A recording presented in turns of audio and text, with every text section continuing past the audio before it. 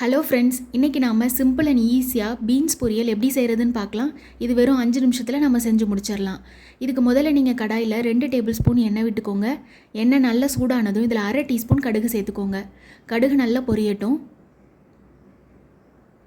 கடுகு நல்லா பொரிஞ்சோடனே இதில் 1/2 டீஸ்பூன் கடலைப்பருப்பு சேர்த்துக்கோங்க. கொஞ்சமாக கருவேப்பிலை சேர்த்து இதை நல்லா வறுத்து எடுத்துக்கோங்க. காரத்துக்கு நாம் 2 வரமிளகாய் சேர்த்துக்கலாம். பச்சை மிளகாய் இருந்தால் நீங்கள் அதுவும் சேர்த்துக்கலாம். இப்போ இதில் ஒரு பெரிய வெங்காயத்தை பொடி பொடியாக கட் பண்ணி வச்சுருக்கேன். அதை நாம் இதில் சேர்த்து நல்லா வதக்கிக்கலாம்.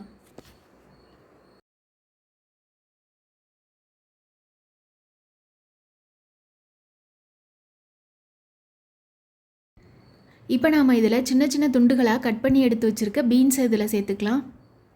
எல்லாமே நல்லா மிக்ஸ் ஆகுற மாதிரி ஒரு கிண்டு கிண்டிக்கோங்க.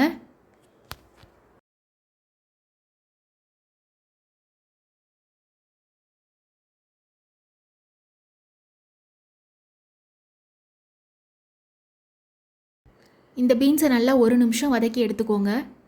இப்போ இதில் 1/2 டீஸ்பூன் மஞ்சள் தூள் சேர்த்துக்கோங்க. இந்த பீன்ஸ் பொரியலுக்கு தேவையான உப்பு சேர்த்துக்கோங்க.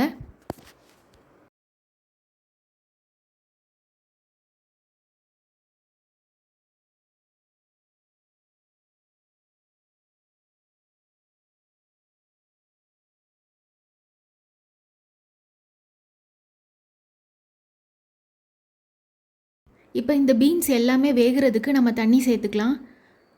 நான் இதில் 1/2 கிளாஸ் தண்ணி சேர்த்துக்கிறேன். இந்த பீன்ஸ் எல்லாமே மூழ்கிற அளவுக்கு நீங்கள் தண்ணி சேர்த்துக்கோங்க.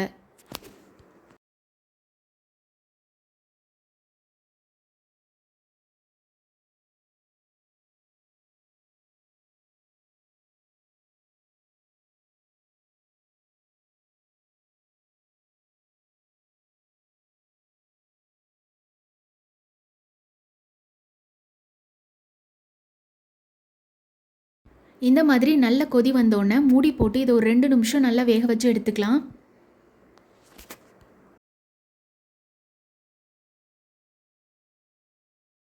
இப்போ நாம் இதை ஓப்பன் பண்ணி பார்க்கலாம்.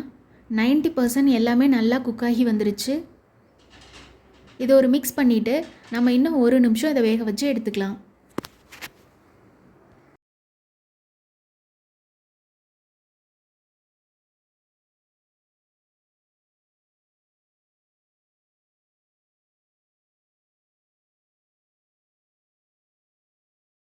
அவ்வளோதான், பீன்ஸ் எல்லாமே நல்லா குக்காகி வந்துருச்சு. நம்ம ஃபைனலாக இதில் ஒரு 1/2 மூடி தேங்காய் துருவல் சேர்த்துக்கலாம்.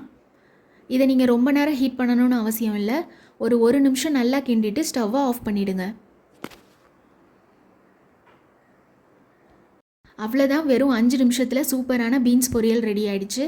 நீங்களும் உங்கள் வீட்டில் இதே மாதிரி செஞ்சு பார்த்துட்டு எப்படி இருக்குன்னு கமெண்ட்ஸில் சொல்லுங்கள்.